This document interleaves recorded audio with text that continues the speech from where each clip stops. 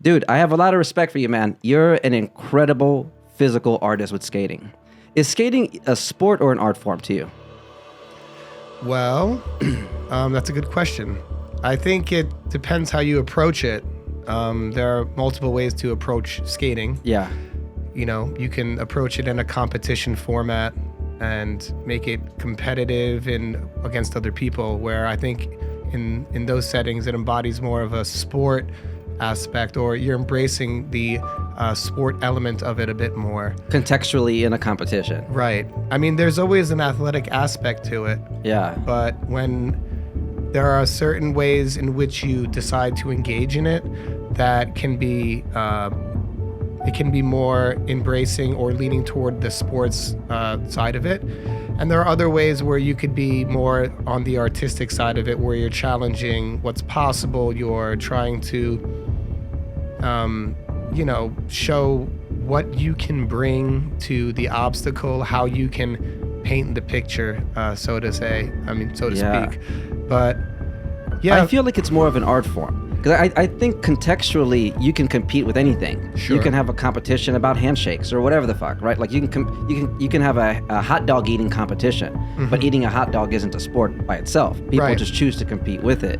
I feel like skating, what's so interesting to me is the fact that it offers opportunities. Right. Like when a skater sees an alley, he doesn't see an old alley. He sees, oh, I could jump off of this, I could grind this, I could do this over here, right? It's like it opens your mind to see all the things you could do with the world. Correct. So I don't think you're wrong. I do think it's subjective, and I do think that you're correct in saying there's more of an artistic element in it than traditional sports, where there's like more defined lines and terms. Of like winners and losers and points, yeah. Exactly.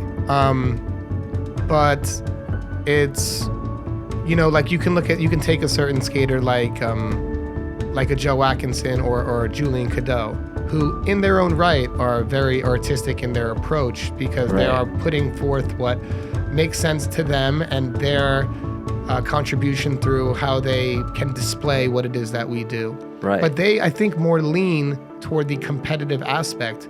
And then you can look toward like a later Dustin Latimer, who is like much further away from like anything competitive. Like you don't even get that sense of of competition when you're watching him perform. And like a Colin Kelso. Or a Colin Kelso. Yeah. Exactly. That's a really good example. Yeah. So I do think it's subjective. I do think you're correct, and I don't think you're wrong in what you're saying, because in terms of you're comparing to like other sports, it's definitely not in that way, and it's more of a... Like there's always a point system when you play basketball. Sure. Even if you're by yourself, it's like a binary. Did you make it? Did you not make it? And how are those points adding up? Well, I don't know, because look at the Harlem Globetrotters. What are they doing? You know what I mean? So they're taking a ball and they're bringing an artistic element to that, and so they're not operating under the rule set and confines of the NBA. They're doing a show, right? They're doing something different. They're more highlighting the artistic aspect. So you could even look at basketball and say like, oh, Michael Jordan, or these people that like, Shaq, when he like slammed and crushes like the backboard and it gets destroyed, like these iconic moments. Like there is some deep artistic elements within that. But that's a good point. But they're being performed in this way that is under the context that is more generally under sporting and competition, which is like, and I think in that way, that's an opportunity. Like the competition is just an opportunity to present what it is that we do in a way that the layman or laywoman or layperson can understand. Have you seen the movie This Is the End?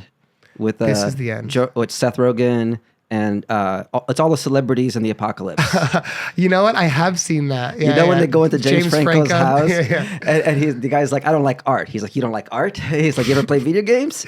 That's art. Right. He's like, you ever have a Subway sandwich? Right. That's art. Right. He's like, your mom's pussy was a canvas, your dad's dick was the paintbrush, you're the art. Exactly. And that's the thing. It's I think when yeah, and that's your understanding or what the understanding of art can be. Right. I think a lot of the times, maybe to someone who's looking at things in a black and white manner or this or that kind of way, a binary way, that they look at art like, oh, that's a canvas with art on it, and people going around, like staring at the wall and like, well, I think it's this, I think it's that, right? Correct. Yeah. But it's, art is, without being at risk of sounding extremely corny right now, it really is everything. You can find it in all things. Yeah. And Rick Rubin was talking about that in his new book.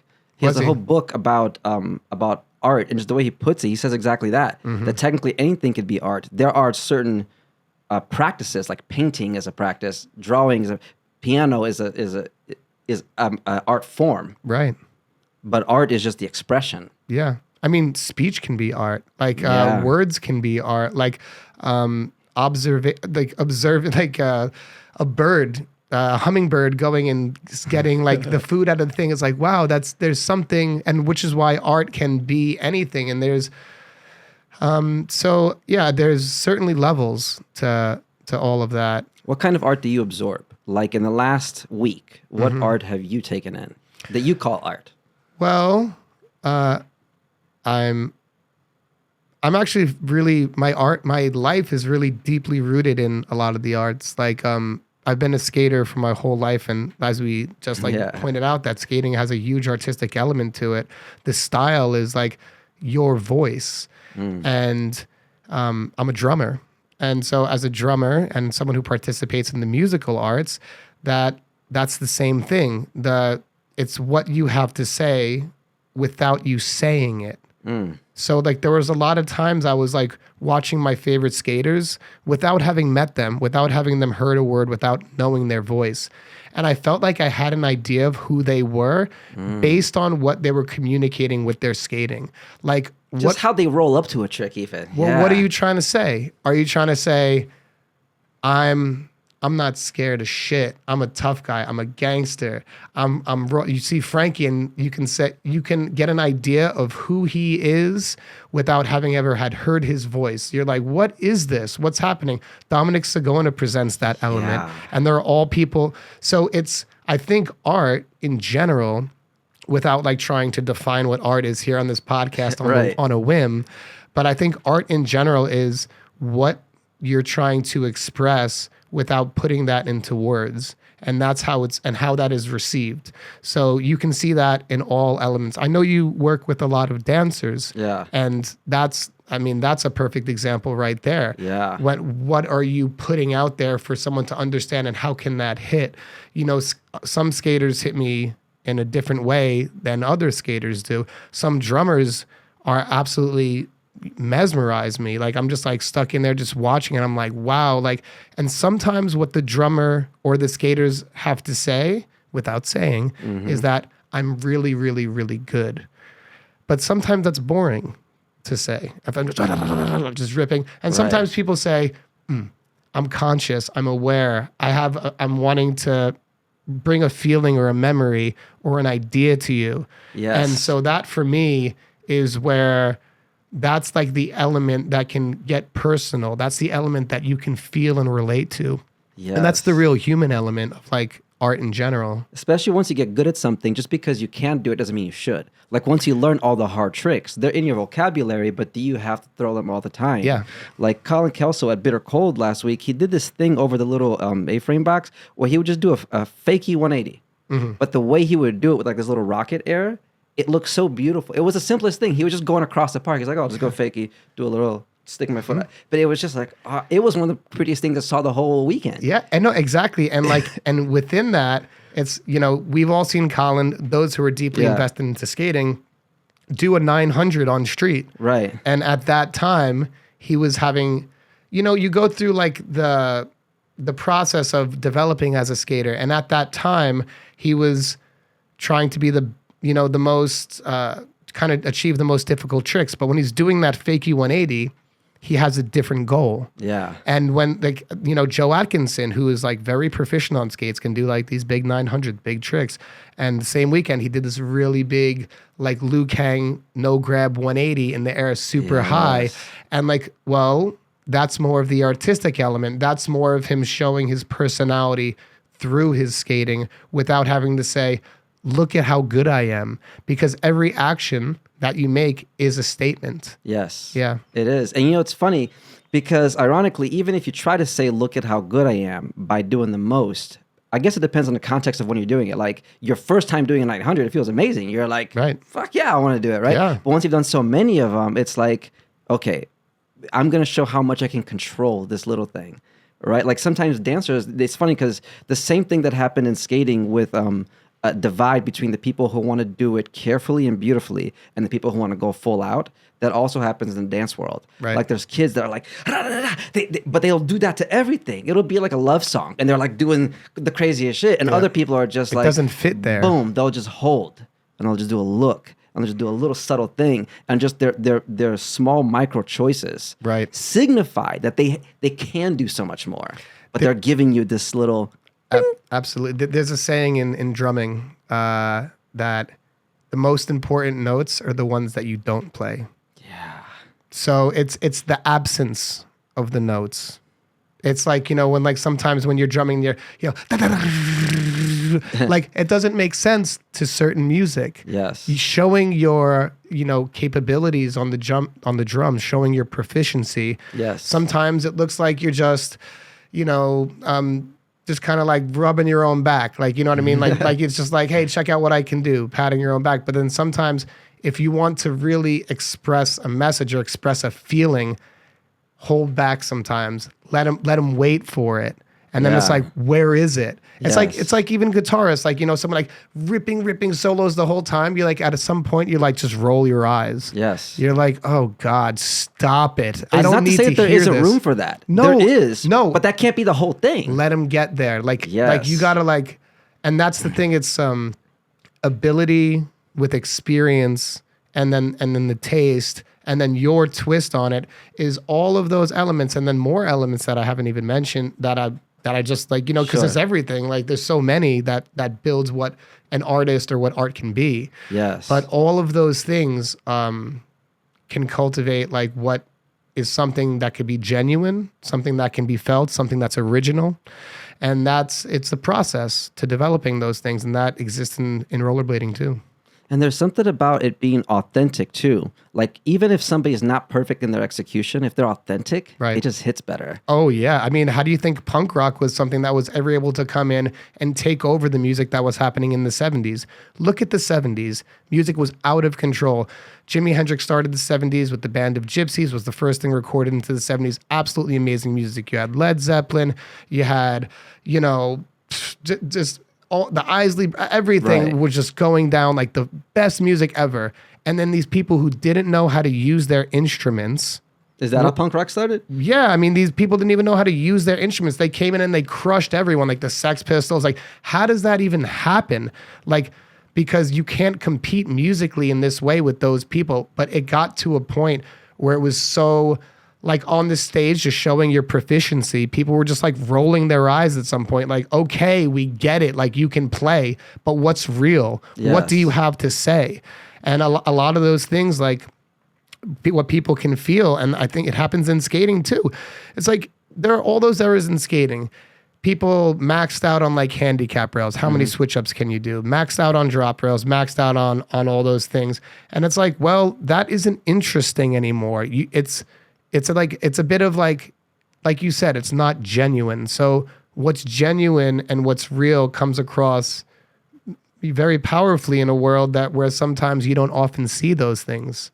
Yeah, it's beautiful, man. I love observing all that. It's funny because in skating, I actually really do miss the switch up era. That was the era I started in, like the era in poetry and motion and underestimated. It was, I think, the William Penn High School where you guys had the little kicker thing. You would go up on the wall, drop it and back down, and everybody would do the switch ups. And what I love is when the whole crew screams for a trick. Right. What a feeling. No, I mean, all of those errors have a special place, and I'm not trying to degrade any of those errors. No, for sure. I just mean like we're progressing to new shit. But now. And that's the thing of the process of any growth. Yeah. You go through. It has to. Like I was talking about this recently with some friends about Dustin Latimer and how he was able to influence rollerblading. And I think he was the most consequential rollerblader that ever lived, in my opinion. And the reason why is because he was able to go to the highest levels on all of those ways before introducing what was creative and new.